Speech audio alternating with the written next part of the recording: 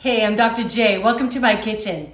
Tonight we're gonna make a very simple, quick meal. It's for one of those nights you come home from work and you're like, oh my gosh, what am I gonna make? This is basically 7 ingredients. I always have these things on hand. So basically, I'm making a kind of my own take on a burrito enchilada, an enchilada-Rito. I don't know, whatever you want to call it. I'm gonna use some flour tortillas. I always have these on hand in different sizes. I always have them in my freezer. Always have rotisserie chicken. There's either one in the fridge or in my freezer at all times because they make such a quick meal. When you just can't think of anything else to do, you can throw this on a salad, right? Make a quick sandwich. It's fabulous. I've got some enchilada sauce. I've got some black beans. I've got a jarred salsa, some frozen corn that I've defrosted, and I've got some shredded Mexican cheese.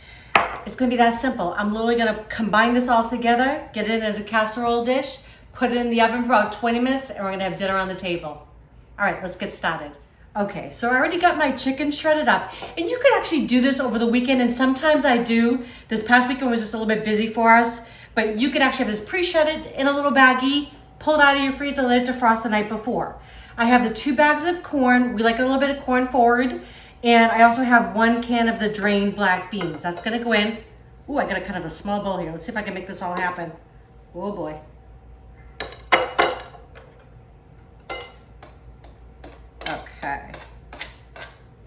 Okay, so into this, I'm gonna add just 1 jar of your favorite salsa, whatever kind, mild, medium, hot, if you wanna put a little bit of pineapple in there or even a little peach. This is just a plain salsa. We like it a little spicy, so it's medium. And now we're gonna mix this all up. So this is gonna be the filling to our enchilada-Ritos or whatever I'm calling these things, but they're delicious.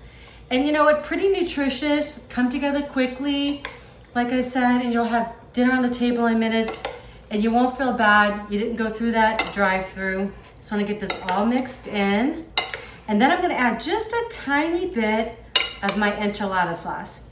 And I do make my own. Actually, I use a version of Emeril Lagasse. If you don't know him, he's an amazing cook. He's out of New Orleans now, but originally from Massachusetts, where I'm from. I make his sauce. I actually have it on one of my recipes. And you know, sometimes you have a good recipe, stick with it, right? But I always give him the credit. So I'm gonna use just about 5 ounces, just about half the can. Again, just gonna add more flavor, right? I mean, you could just eat that right, just like that, right? All I've gotta do now is assemble them, get it in my casserole dish, and they're gonna bake about 20 minutes, just so everything gets nice and bubbly and browned on top. But what you wanna do though, before you put anything in here, just put a little bit of that enchilada sauce on the bottom, just so they don't stick, okay? So just gonna go right in the bottom with a nice thin layer. Nice thin layer. Good, actually just using the rest of that can. All right, we're gonna get our burritos assembled and then we're gonna have dinner.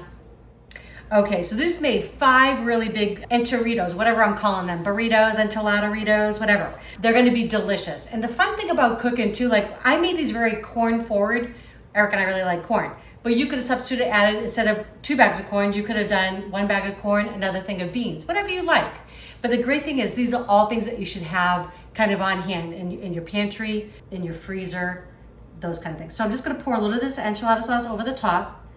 I don't want it completely soaked, so you could cover the whole thing if you want, but I kind of want to see the sides like that. And then I'm gonna use a ton of cheese because you know what, everything's better with cheese, right? And going in. Just like that.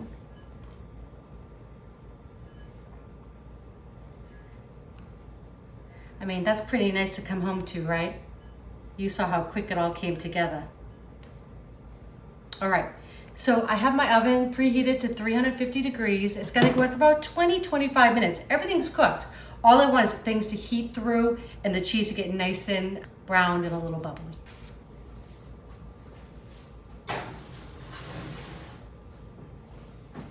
Okay, so this just came out of the oven. I actually cooked it just a few minutes longer. I went for 25 minutes and then I hit the broil and I just did it for about 2 minutes just so it got nice and browned along the edges and make it nice and crispy.